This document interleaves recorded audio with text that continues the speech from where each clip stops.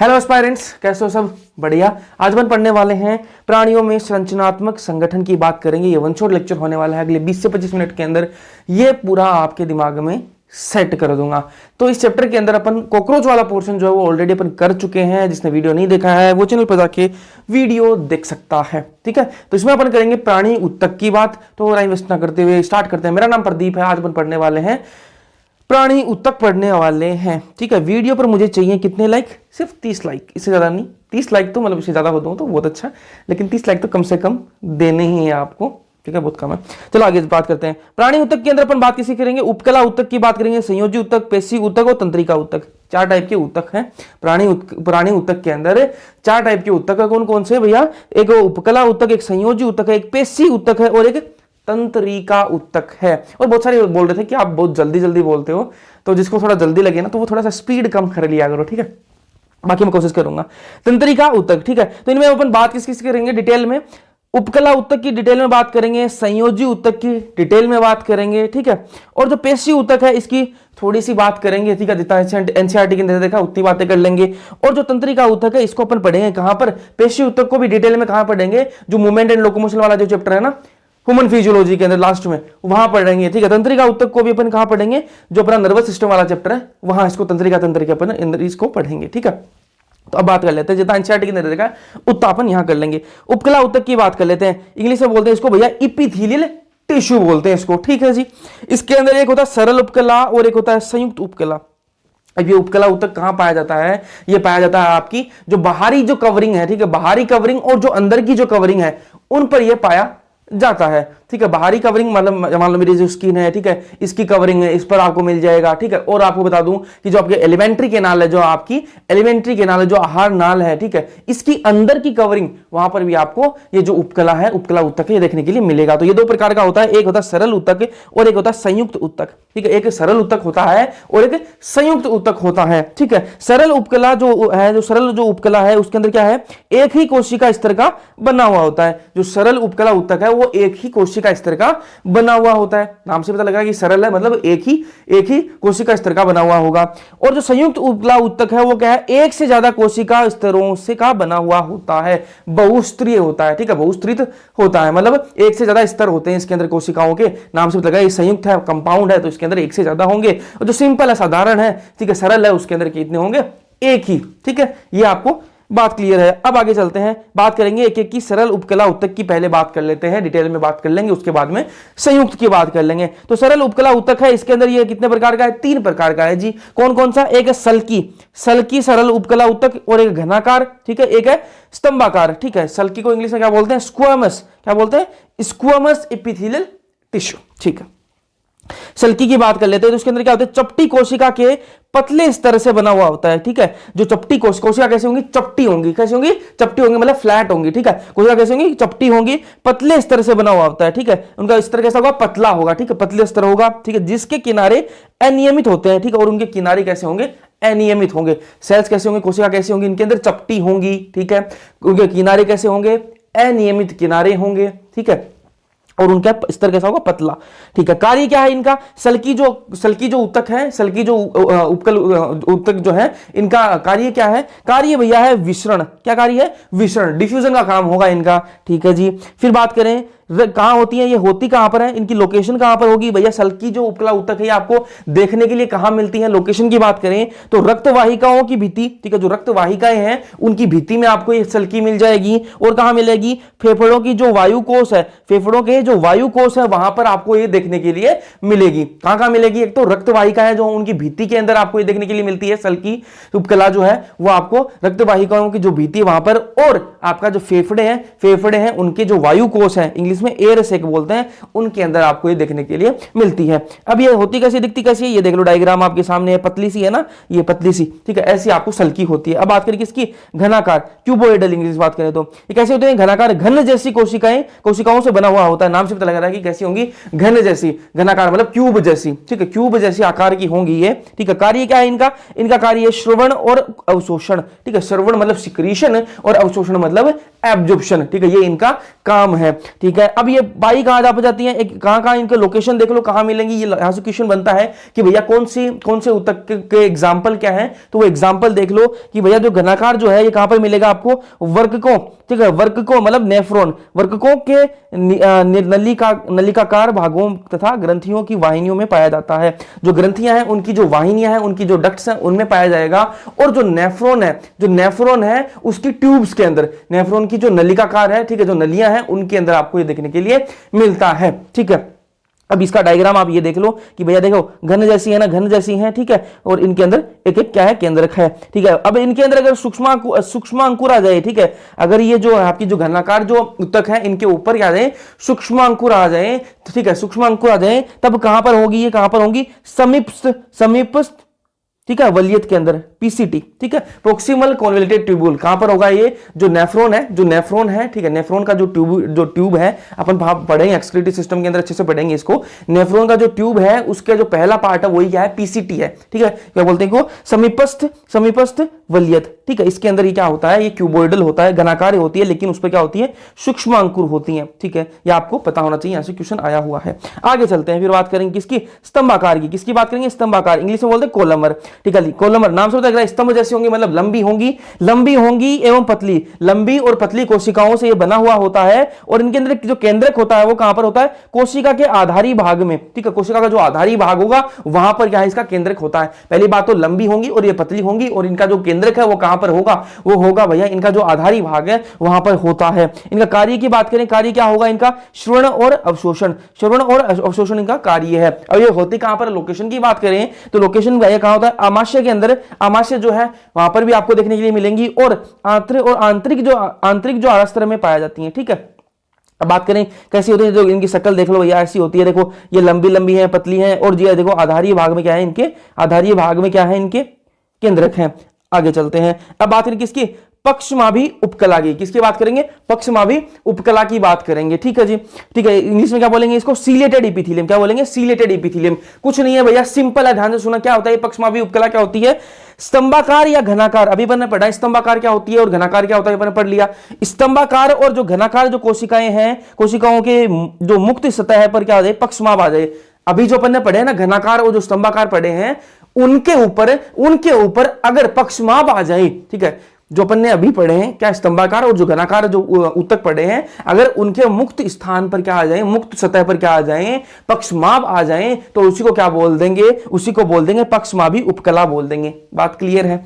इसका कार्य क्या है भैया पक्षमाभी उपकला का, कणों तथा श्लेष्मा को उपकला की सतह पर एक निश्चित दिशा में लेके जाना। ठीक है, जो कण है, ठीक है, जो पार्टिकल्स हैं और जो श्लेष्मा है उसको एक निश्चित डायरेक्शन में, एक निश्चित दिशा में लेके जाना। ठीक है, ये इसका कार्य है। ठीक है, अब बात करें सवसनी का, कहां पर लोकेशन की बात करें पक्षमाभी उपकला की, तो लोकेशन क्या है भैया, सवसनी का मतलब ब्रोंकियोल तथा डिंब वाहिनी नलिकाओं में, फेलोपियन ट्यूब। अभी देखो इसके ऊपर क्या है, पक्षमाभी है, तो क्या करेंगे, मतलब एक झाड़ू सी हो गई ना, तो वो क्या करेंगे, इधर मतलब खिसकाने का काम करेंगी। तो जो आपकी जो सवसनिका है इसमें क्या है, श्लेष्मा होता है, तो उसको खिसकाने का काम करेंगी। और जो डिंब वाहिनी नलिका है इनके अंदर क्या होता है, वो जो ओवम होता है उसको खिसकाने का काम करती हैं। अब आगे चलते हैं, बात करेंगे किसकी, ग्रंथिल उपकला। ठीक है, इंग्लिश में बोलते हैं ग्लैंडुलर एपिथेलियम। टेंशन लेने की बात नहीं है, कुछ भी नहीं है इसमें। क्या होती है, जो मैंने आपको बताया, जो स्तंभाकार और जो घनाकार जो मैंने आपको ऊतक बताए, अगर उनके अंदर अगर वो श्रवण करने लग जाए, ठीक है, अगर वो श्रवण करने लग जाए, कोशिकाएं हैं, अगर वो श्रवण करने की उनमें विशेषता आ जाए, तो उसी को क्या बोल दिया, ग्रंथिल उपकला बोल दिया। वो क्या हो जाएगी, ग्रंथिल उपकला हो जाएगी। ठीक है, अब ये दो प्रकार की होती है, एक कोशिक होती है, एक बहुकोशिक होती है। एक कोशिक और बहुकोशिक है। एक कोशिक जो है वो पृथक ग्रंथिल कोशिका है। ठीक है, एग्जांपल की बात करूं तो कहां होती है, आहार नाल की जो कलश कोशिका है, कलश कोशिका है, वो इसका एग्जांपल है। इंग्लिश में बात करूं तो गोबलेट सेल। बहुकोशिक की बात करें तो कोशिकाओं के पुंज का बना हुआ होता है, तो ये किसका बना हुआ होता है, कोशिकाओं के पुंज का बना हुआ होता है। एग्जांपल की बात करूं तो भैया जो लार ग्रंथि है ना, वो इसका एग्जांपल आ जाता है, ग्रंथिल उपकला का एग्जांपल आ जाता है। ग्रंथिल उपकला में भी किसका, ठीक है, बहुकोशिक का एग्जांपल है लार ग्रंथि, इंग्लिश में स्लाइवरी ग्लैंड। अब बात करें किसकी, संयुक्त उपकला की। ये अपन ने जो सरल उपकला थी उसकी बात कर ली। ठीक है, सरल उपकला अपनी कंप्लीट हो चुकी है। अब बात करेंगे, दो मैंने आपको बताया सरल और संयुक्त, तो सरल अपना कंप्लीट है। अब बात करेंगे संयुक्त उपकला की। तो संयुक्त जो उपकला है वो क्या बहुस्त्रित कोशिकाओं से बना हुआ होता है, ठीक है, आपने पढ़ लिया पहले ही, ठीक है। कार्य क्या है भैया, इसका कार्य क्या है, रासायनिक व यांत्रिक प्रतिबलों स्ट्रेस की रक्षा करना, ठीक है। रासायनिक या फिर जो यांत्रिक कोई प्रतिबल आ गया तो उससे रक्षा करने का काम किसका है, संयुक्त उपकला का काम है। एग्जांपल की बात करें तो कहां होता है ये, लोकेशन की बात कर लें तो कहां होता है ये लोकेशन, आपको पता होनी चाहिए, मुख गुहा के अंदर होता है। मुख गुहा है उसके अंदर आपको देखने के लिए मिलेगा, ग्रसनी के अंदर आपको देखने के लिए मिलता है, लार ग्रंथियों के अंदर आपको ये देखने के लिए मिलता है, और अग्नाशय की जो वाहिनियां हैं उनके अंदर भी आपको ये देखने के लिए मिलता है। तो ये आपको पता होना चाहिए। अब बात करें किसकी, कोशिका संधि की बात कर लेते हैं। किसकी बात करेंगे, कोशिका संधि। इंग्लिश में बात करूं तो सेल जंक्शंस, ठीक है। तीन प्रकार के हैं, एक है दृढ़ संधि, एक दृढ़ संधि है, एक आसंजी संधि है, और एक अंतराली संधि है, ठीक है। एक एक की बात कर लेते हैं। जो दृढ़ संधि है ये क्या काम करती है भैया, पदार्थों को उत्तक से बाहर निकलने से रोकती है, ठीक है। जो पदार्थ हैं उनको उत्तक से बाहर नहीं निकलने देती, बाहर निकलने से रोकने का काम किसका है, दृढ़ संधि का काम है, ठीक है। आसंजी संधि का क्या काम है, ठीक है, पड़ोसी कोशिकाओं के कोशिका द्रव्य को एक दूसरे से जोड़ने का काम करती हैं। दो कोशिका आपस में, मतलब पड़ोसी कोशिका, दो कोशिका पास में, तो दोनों का जो अंदर का जो द्रव्य है ना, कोशिका का जो द्रव्य है, दोनों को आपस में जोड़ने का काम कौन करती है, आसंजी संधि, ठीक है। फिर बात करें अंतराली संधि की बात करें तो ये क्या करती है, आयंस तथा छोटे अणुओं, ठीक है, आयंस और जो छोटे अणु हैं एवं कभी कभी बड़े अणुओं, ठीक है, उनका ट्रांसफर करने में सहायता करती है, ठीक है। आयंस को ट्रांसफर करना, दो सेल्स है उनके बीच में आयंस का ट्रांसफर करना, ठीक है, छोटे अणु, ठीक है, या फिर कभी कभी बड़े अणुओं का भी ट्रांसफर करने का काम कौन करती है, अंतराली संधि का इसमें काम आता है। आगे बात करेंगे इसकी संयोजी उत्तक की बात करेंगे। किसकी बात करेंगे, संयोजी उत्तक की। उपकला उत्तक अपना कंप्लीट है। अब बात करेंगे इसकी दूसरे दो नंबर का उत्तक कौन सा था, संयोजी उत्तक। इंग्लिश में बात करें तो कनेक्टिव टिश्यू बोलेंगे, क्या बोलेंगे, कनेक्टिव टिश्यू, ठीक है जी। यह बहुतायत एवं विस्तृत रूप से फैला हुआ है, ठीक है। शरीर के अंदर यह बहुतायत मतलब बहुत ज्यादा है, ठीक है, और विस्तृत रूप से यह फैला हुआ होता है। कार्य क्या है भैया, इसका कार्य क्या है, शरीर के अन्य उत्तकों एवं अंगों को एक दूसरे से जोड़ने का वह आलंबन करता है, ठीक है। कार्य क्या होता है इसका, जो संयोजी उत्तक है, संयोजी नहीं संयोजी उत्तक, ठीक है। तो इसका जो कार्य क्या है भैया, कार्य ये है कि जो दूसरे जो उत्तक है, जो शरीर के अंदर दूसरे उत्तक है, उनको जोड़ने का और उनको सपोर्ट करने का काम होता है इसका, ठीक है। रक्त को छोड़कर सभी जो संयोजी उत्तक हैं, संयोजी उत्तकों में कोशिका संरचनात्मक प्रोटीन का तंतु स्रावित करती है, ठीक है, स्रावित करती है, जिसे क्या कहते हैं, कोलेजन या फिर इलास्टिन कहते हैं, ठीक है। रक्त को छोड़कर जितने भी उत्तक बच गए, जो संयोजी उत्तक है, रक्त भी होता है ना संयोजी उत्तक के अंदर, तो संयोजी रक्त को छोड़कर जितने भी संयोजी उत्तक हैं वो क्या करेंगे, कोलेजन फाइबर या फिर इलास्टिन फाइबर क्या करेंगे, स्रावित करेंगे, ठीक है। अब आगे बात करेंगे, ये कोशिका से रूपांतरित पॉलीसेकेराइड भी स्रावित करती हैं। जो कोशिका रूपांतरित जो पॉलीसेकेराइड है उसको भी स्रावित करने का काम करती हैं। जो कोशिका और तंतु के बीच में, दो कोशिका और तंतु के बीच आएगा यहाँ पर चाहे छूटकर, तो बीच में जमा होकर आधात्री का कार्य करता है, ठीक है। दो कहां पर बीच में एक्युमुलेट हो जाता है, डिपॉजिट कहां पर हो जाता है, दो कोशिकाओं के बीच में वो क्या हो जाता है, पॉलीसेकेराइड जो है, ये जो पॉलीसेकेराइड स्रावित होता है कहां पर, दो कोशिकाओं के बीच में जाकर क्या हो जाता है, आधात्री के कार्य करता है, जो उनके बीच में जमा होकर क्या करता है, आधात्री का कार्य करता है, ठीक है। अब बात करें, तीन टाइप का होता है ये जो कनेक्टिव जो संयोजित जो उत्तक है आपका, वो तीन प्रकार का होता है। कौन कौन से हैं भैया, एक है आपका लचीले संयोजी, ठीक है, लचीले संयोजी है, ठीक है जी। एक है संघन संयोजी और एक है विशिष्टकृत संयोजी, ठीक है। एक की बात कर लेंगे तो जो लचीले संयोजी इनके अंदर कौन आएगा, त्वचा ग्रंथिका उत्तक आएगा और वसा उत्तक आएगा, त्वचा ग्रंथिका उत्तक और वसा उत्तक आएगा, ठीक है। संघन संयोजी के अंदर कौन आएगा, नियमित संघन और अनियमित संघन। विशिष्टकृत संयोजी के अंदर कौन आएगा, रक्त, अस्थि और उपास्थि, ठीक है। अब इनकी एक एक की बात कर लेंगे डिटेल के अंदर। पहले बात करेंगे इसकी लचीले संयोजी उत्तक की, या फिर लचीले संयोजी उत्तक और क्या बोलते हैं, शिथिल संयोजी उत्तक भी इसको कहा जाता है, ठीक है। इसके अंदर क्या बोला भैया, कोशिका एवं तंतु एक दूसरे से अर्ध तरल पदार्थ में शिथिलता से जुड़े रहते हैं, ठीक है। लचीले जो संयोजी उत्तक हैं इनके अंदर क्या होता है, कि जो कोशिका और जो तंतु हैं एक दूसरे से, कोशिका और तंतु एक दूसरे से जुड़े हुए होते हैं, ठीक है। किसके अंदर, अर्ध तरल पदार्थ में, अर्ध तरल जो पदार्थ है उसमें शिथिलता से जुड़े हुए होते हैं, और इसको क्या कहा जाता है, इसको शिथिल संयोजी उत्तक भी इसको कहा जाता है, ठीक है।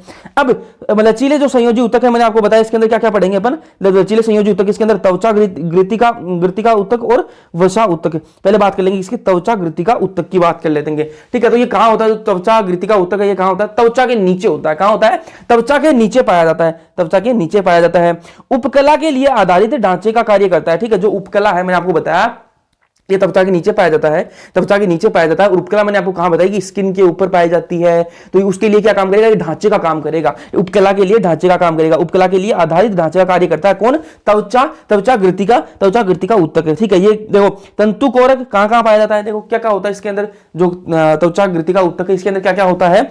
एक तो होता है क्या, तंतु कोरक होता है इसके अंदर, एक क्या होता है, महाभक्षण कणु होता है। ठीक है, महाभक्षण कणु होता है, और क्या होता है इसके अंदर, मास्ट कोशिकाएं होती हैं। तीन चीजें होती है, एक तो तंतु कोरक होता है, ठीक है, एक महाभक्षण कणु होता है, और मांस कोशिकाएं होती है। तंतु कोरक क्या होता है, जो तंतु को जन्म देता है, जो तंतु बनाता है, जो तंतु को जन्म देता है वो तंतु कोरक है। तो ये चीजें किसके अंदर होती हैं, त्वचा ग्रंथि का उत्तक के अंदर होती हैं। फिर बात करें किसकी, वसा उत्तक की। किसकी बात करते हैं, वसा उत्तक की। तो ये भी वसा उत्तक भी है, ये भी त्वचा के नीचे ही पाया जाता है, त्वचा के नीचे ही ये पाया जाता है। ठीक है, इस उत्तक की कोशिकाएं वसा संग्रहण करने के लिए विशिष्ट होती हैं। आपको ये पता है, नाम से पता लग रहा है कि वसा उत्तक नाम क्या है, वसा संयोजी उत्तक नाम है इसका।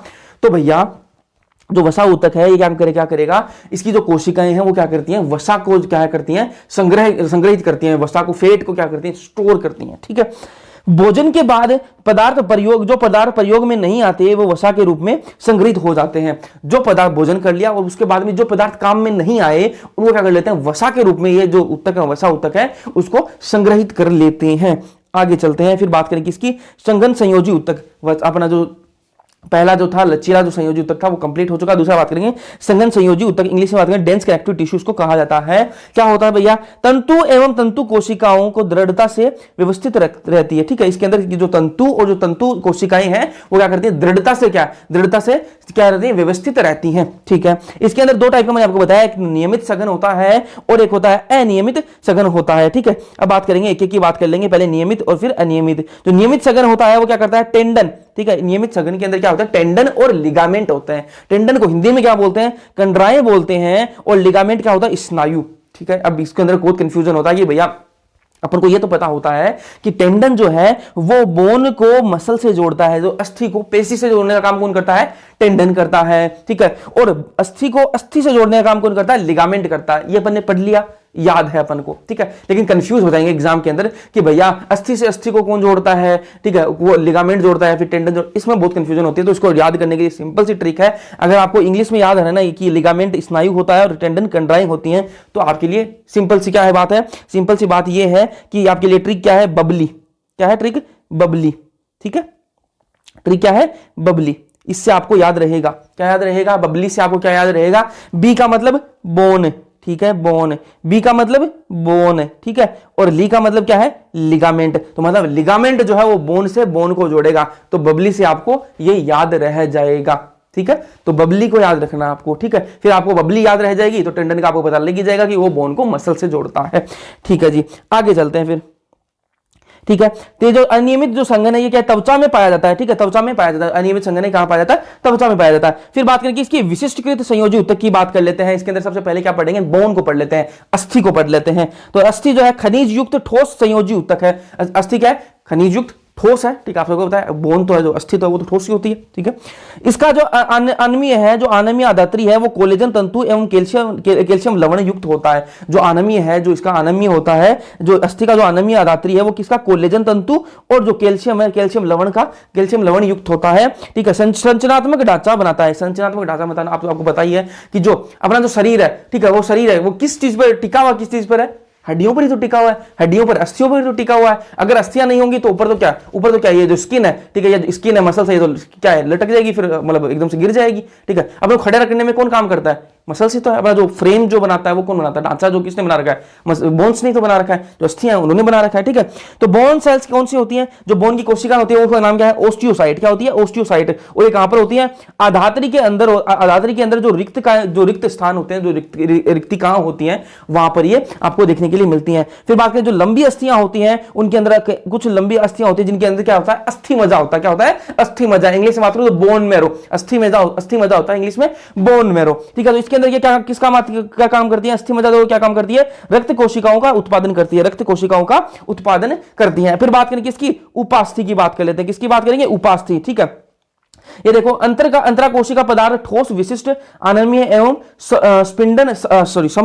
संपीड़न रोधी होता है। ठीक है, ये जो अंतर कोशिका जो पदार्थ है इनके अंदर वो कैसा होता है, उपास्थि के अंदर अंतराकोशिका जो पदार्थ कैसा होता है, ठोस होता है, ठीक है, एक तो बात है ठोस होता है। दूसरा क्या है, विशिष्ट अनमनीय और संपीड़न रोधी होता है, ठीक है, क्या होता है, संपीड़न रोधी होता है। कार्टिलेज की सेल्स, ठीक है, मैंने आपको बताया बोन की जो कोशिका वो क्या होती है, ओस्टियोसाइट होती है, और कार्टिलेज की जो सेल होती है कॉन्ड्रोसाइट, हिंदी में क्या लिख रखा है इसको, उपास्थि अणु लिख रखा है, ठीक है, कॉन्ड्रोसाइट होती है, ठीक है। जो भ्रूण में विद्यमान जो अधिकांश जो है वो क्या होती है, उपास्थियां। जब क्या है छोटा बच्चा होता है, मतलब जो भ्रूण होता है उसके अंदर क्या होती है, उपास्थियां ही होती हैं, ठीक है, उपास्थियां ही होती हैं। लेकिन जब वो अडल्ट हो जाता है, जब वो वयस्क हो जाता है, तब उसके अंदर क्या हो जाती है, वो अस्थियों में क्या हो जाती है, कन्वर्ट हो जाती हैं। तो जब जो भ्रूण में विद्यमान अधिकांश जो उपास्थियां हैं वो वयस्क अवस्था में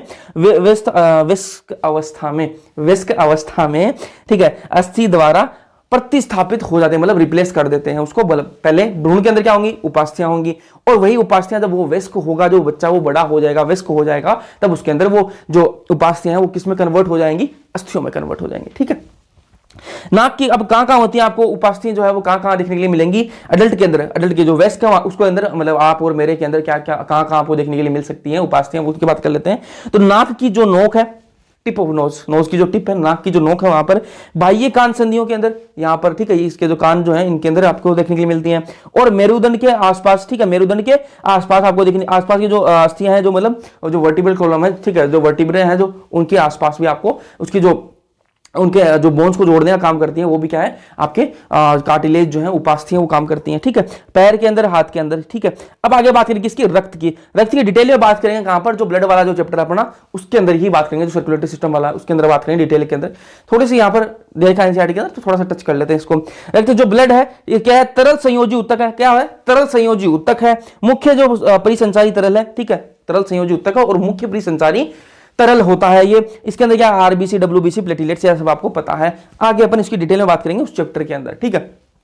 फिर बात करेंगे पेशी ऊतक की। पेशी ऊतक की जितना एनसीईआरटी में देखा है वो यहां पर कर रहे हैं अपन, बाकी इसको डिटेल में पढ़ेंगे कहां पर, जो अपना मसल्स वाला चैप्टर है लास्ट में, वहां पर इसको पढ़ेंगे। तो पेशी ऊतक के अंदर क्या है, पेशी अनेक लंबे बेलनाकार और बेलनाकार तंतुओं से बनी हुई होती है। पेशी बनी किससे हुई होती है, लंबे बेलनाकार जो तंतु हैं उनसे बनी हुई होती है, जो समानांतर पंक्ति में सजे रहते हैं, जो समानांतर पंक्ति में पैरेलल होते हैं, एक दूसरे के समानांतर पंक्ति में सजे रहते हैं। तंतु जो है वो क्या है, सूक्ष्म तंतुओं से बना हुआ आता है, ठीक है। इनके अंदर तंतु किससे बना होता है, सूक्ष्म तंतुओं से बना हुआ आता है, जिनको क्या बोलते हैं, पेशी तंतु बोलते हैं। इंग्लिश बात करें तो मायोफाइब्रिल बोलते हैं, ठीक है, क्या बोलते हैं, मायोफाइब्रिल, हिंदी में पेशी तंतु बोलते हैं, ठीक है। किस काम आती है पेशी ऊतक, किस काम आते हैं, मूवमेंट ऑफ बॉडी के अंदर जितने मूवमेंट हो रहे हैं, ये मैं मूवमेंट करा रहा हूं, मैं बोल पा रहा हूं, ये मूवमेंट करा रहा हूं, किसके, मसल्स की वजह से, पेशी की वजह से हो रहा है, ठीक है।